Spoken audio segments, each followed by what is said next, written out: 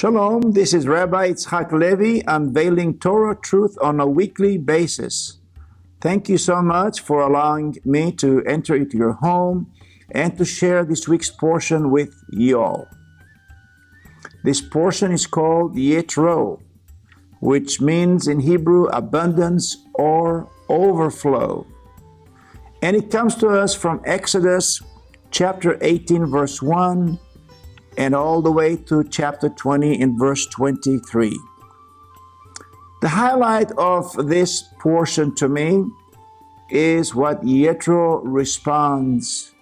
He says, "Now I know that God is greater than all gods." The next thing he says, the purpose of the Exodus is achieved when 7 weeks later, after coming out of Mitzrayim, they come encountered with God in Mount Sinai.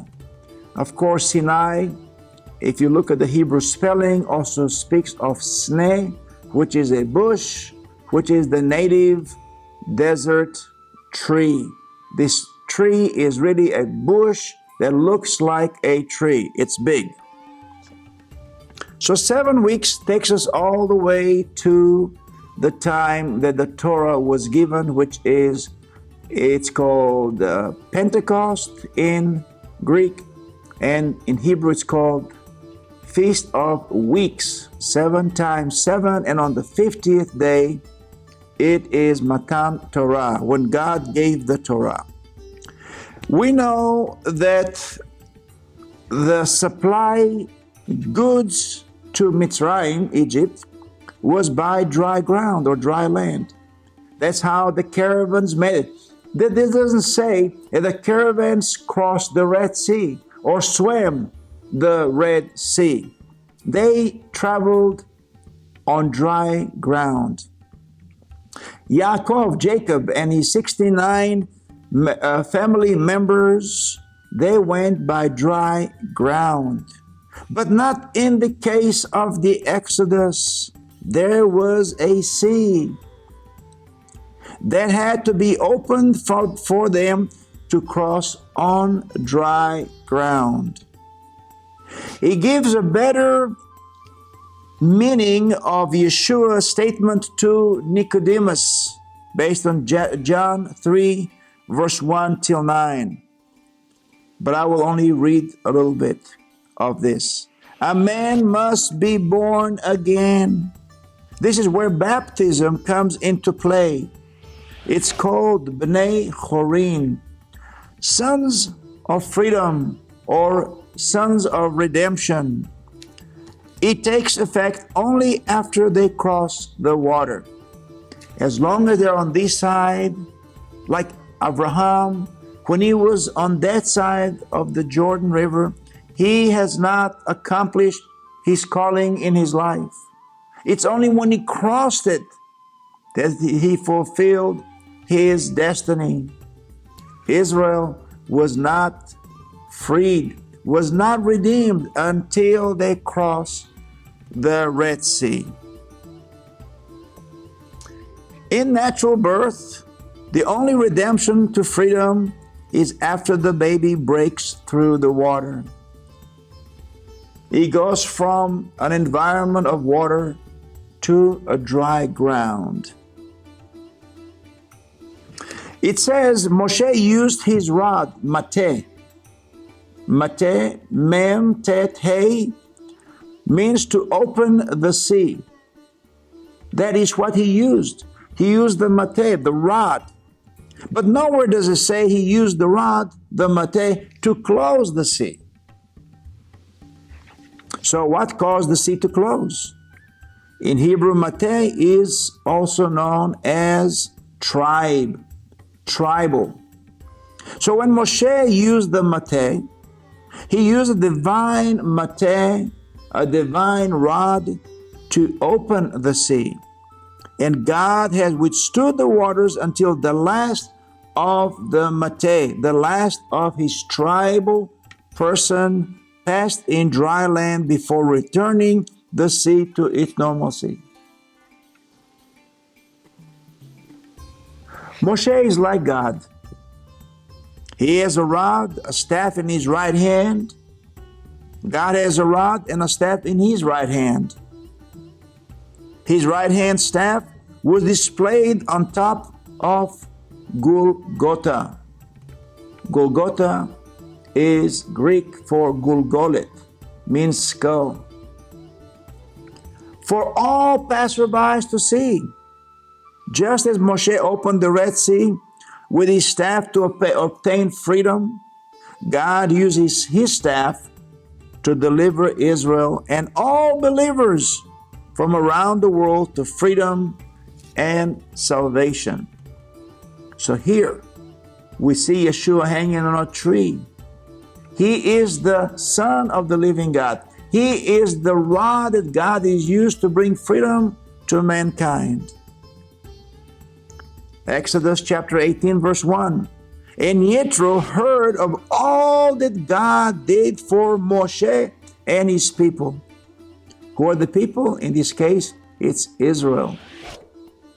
What report did Yitro, which also speaks of abundance, what report did Yitro hear that caused him to visit Moshe and Israel? Well, for one, we're talking about the 10 plagues. Israel was not affected by any of the 10 plagues.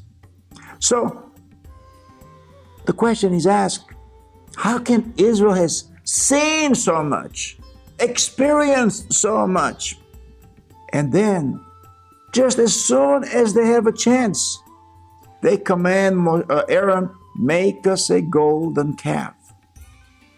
It boggles the mind.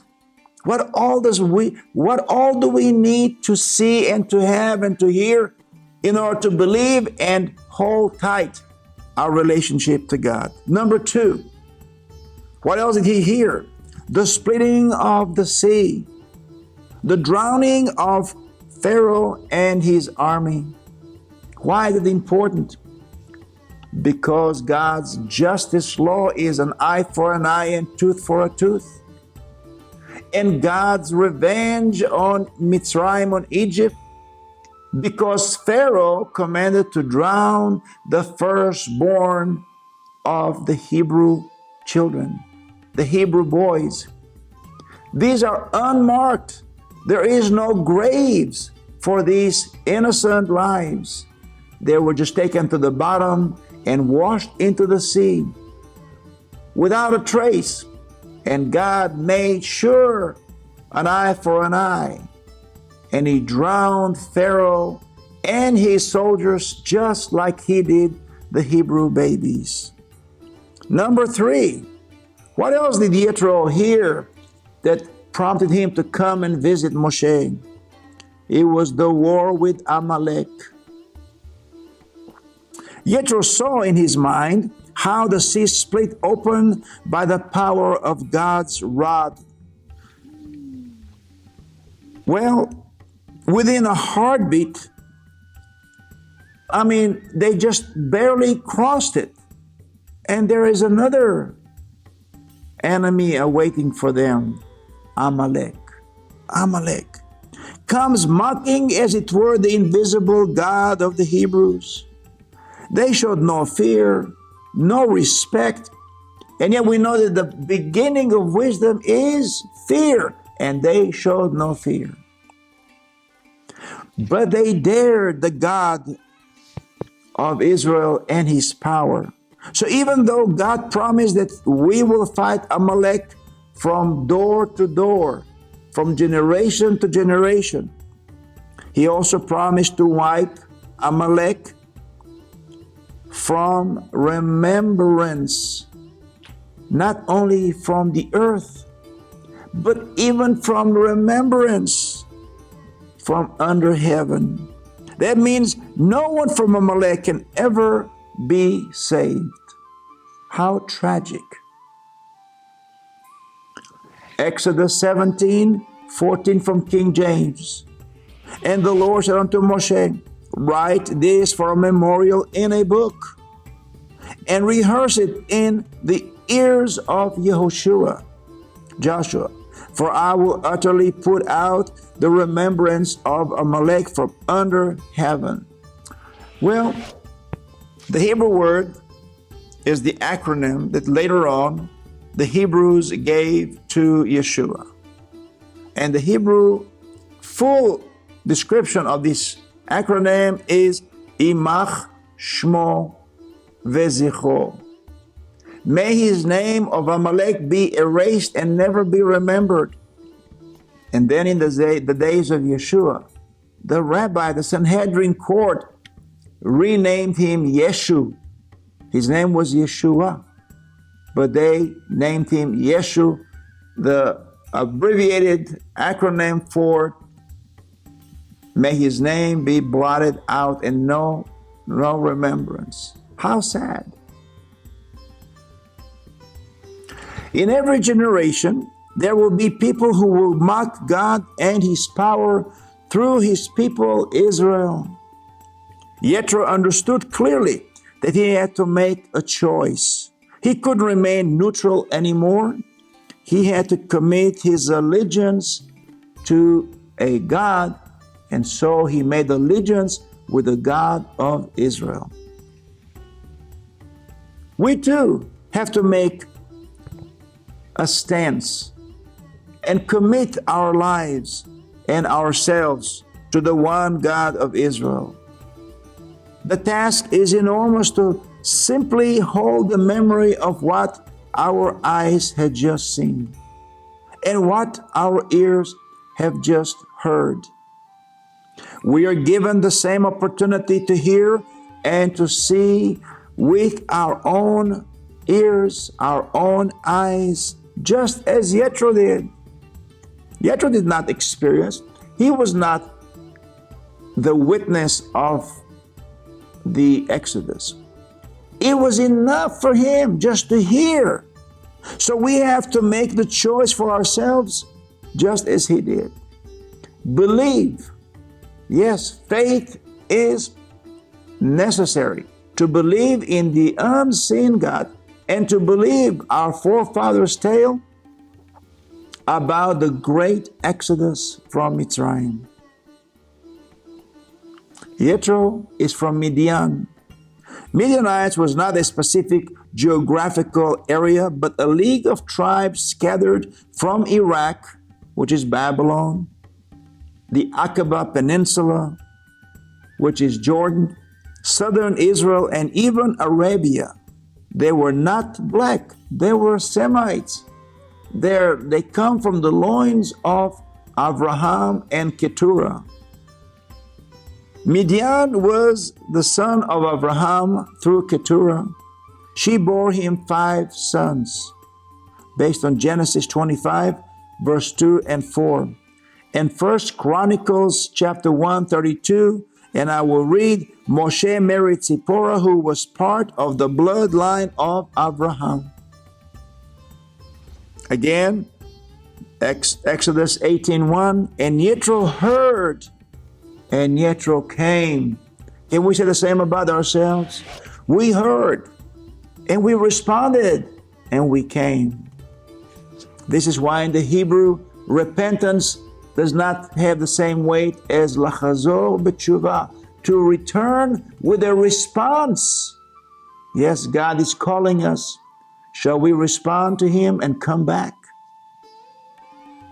Proverbs 27 verse 10 declares, better a close neighbor than a distant brother. A close neighbor, this is Yitro. A distant brother is who? No other than Esau. Exodus 18:7. And the man Moshe bowed to Yitro, which means abundance or means addition. His name alludes to Yitro, adding to the judgment order for the people, which became a standard policy for Israel and the world. Sometimes some preachers are trying to convince me that Yeshua is the ultimate God and he doesn't have to respond to no one.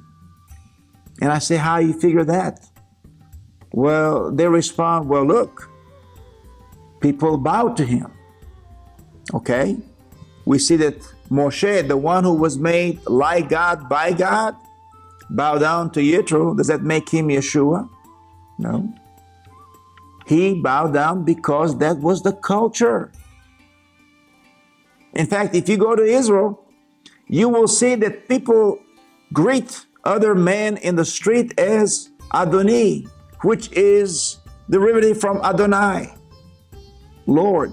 You've heard of the House of Lords in England? Well, they took it from the Hebrews. So yes, we are lords because our God is the Lord of the universe. So this bowing speaks of being under authority by other people. It speaks of the future. Just as Adonai told Abraham, your people will be slaves in Mitzrayim. Now Moshe is showing us what will happen to Israel. Again, Exodus 18 and verse 11. Now I know that God is greater than all gods. Can we say the same? Can we put God first and foremost, not our wives, not our husbands, not our children, not our sporting events? No, God has the top, to be the top like the flag. He has to be elevated each and every day.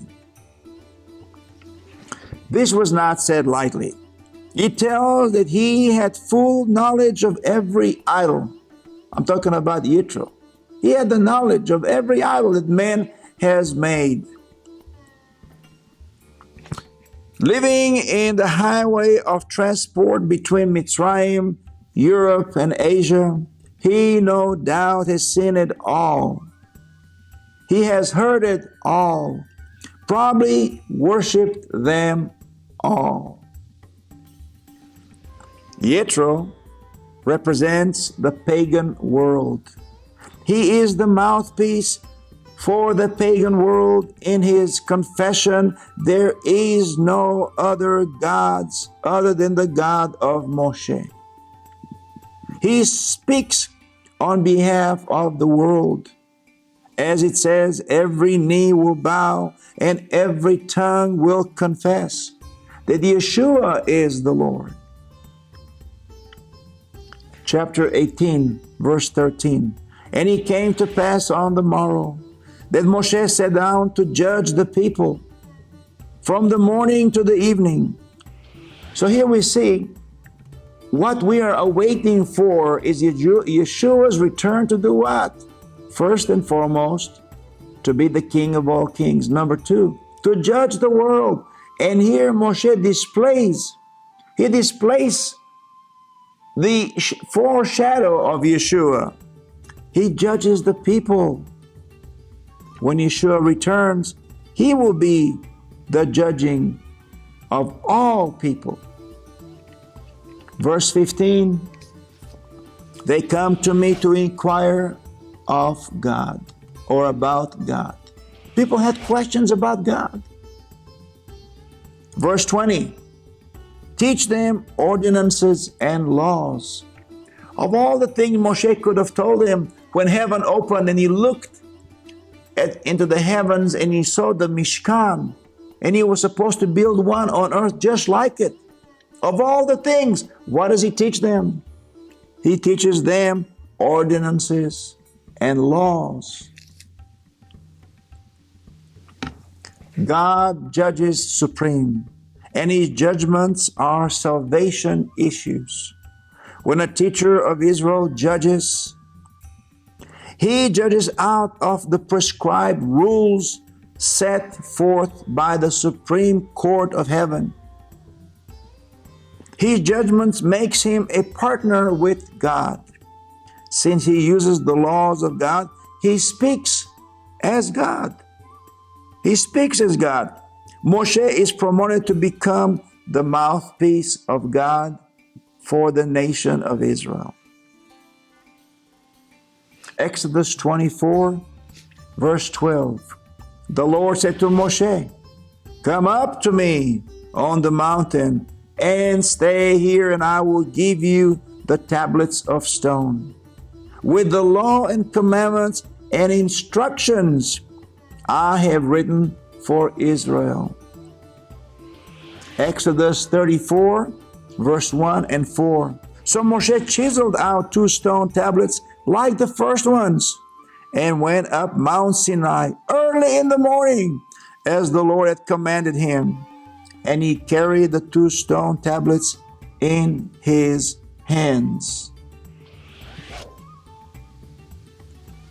An empty vessel can be filled. A full vessel cannot. It will overflow. Exhausting journey also implying emptying their souls from the vanities of the Egyptians and make themselves fit receptacles for the divine truth. Fit in Hebrew is kasher. Kasher. We must become a kasher vessel in order to receive the kasher holy oracles of God. God cannot just trust just anyone with his oracles. The container, the vessel has to be empty and kasher, has to be fit. Unless we empty ourselves from our own ego, stubbornness, intellect, philosophy, God cannot fill us with his spirit of wisdom and understanding. Exodus 19 verse 1, Mount Horeb is also Mount Sinai. Mount Sinai from the word sneh, a native acacia trees. Reading it backwards, God speaks through ha-sneh. Hey, the only letter in the Hebrew language that does not involve the tongue or the lips, but only the breath. Hey. That speaks of God's name. It is the same hey he put in the nostrils of Adam, and Adam became a living soul. God speaks through the hey. The next 2 letters backwards reading is nes, ha-nes. Ha-nes, the miracle. The hey stands for God. The nes is the miracle of Yeshua.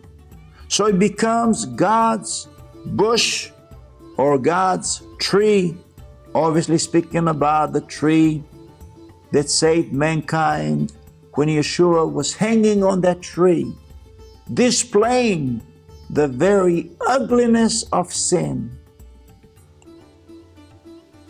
This chapter contains God's election, defining his people as the most treasured in the world. What makes a Hebrew Jew chosen? Before giving to them the Torah, Adonai declares the requirements. Chapter 19, verse 2. God chose the desert as no man's land to give Israel the Torah, so no nation can say the Torah was given in our land. Therefore, it is ours. God made sure it's a no man's land. Verse 3, thus shall you say to the house of Yaakov, Jacob, and tell the sons of Israel. The house of Jacob are the women and the children. Yaakov's beginning was in the tents of Yitzchak, the place of study, the place of learning. The sons of Israel, on the other hand, they are the ones who must be counted from the age of 20 and up. They are the ones Israel counts on becoming the defenders of the nation. In Hebrew, it's known as Shomer Israel. Exodus 19:16, again from King James. And it came to pass on the 3rd day in the morning that there were thunders and lightnings and a thick cloud upon the mountain, and the voice of the trumpet exceedingly loud, so that all the people that were in the camp trembled. And again, Adonai gave a threefold Torah consisting of Torah, prophets, and writings. To a threefold people comprised of Kohanim, priests, Levites, and the nation of Israel. Through a third born, Moshe, the third child of Amram and Yocheved, on the third day in the third month. Coincidence? No. Torah is synonymous to shalom, since its purpose of Torah was to bring man in peace with God. So its numeric value is 3, based on the covenant with the 3 patriarchs. The 3 patriarchs, if you put shalom in its letters of the Hebrew language, Shin, Lamed, Mem, Sofit, Shalom, righteousness. Since Shabbat and Torah cannot stand alone, Shabbat must have shalom in order to make it complete. Same is with Torah. We must have the lomed. The numeric value for lomed means to study Torah. Lomed Torah. And the numeric value for lomed Torah is 28. 2 plus 8 again equals 10, the number of righteousness. God called to Moshe to the top of the mountain, and Moshe went up. And what happened? Moshe went up and God came down. It is not a beautiful picture of Yeshua's return. He's coming down. We're going to meet him in the air. And until next time, I bid you shalom, shalom.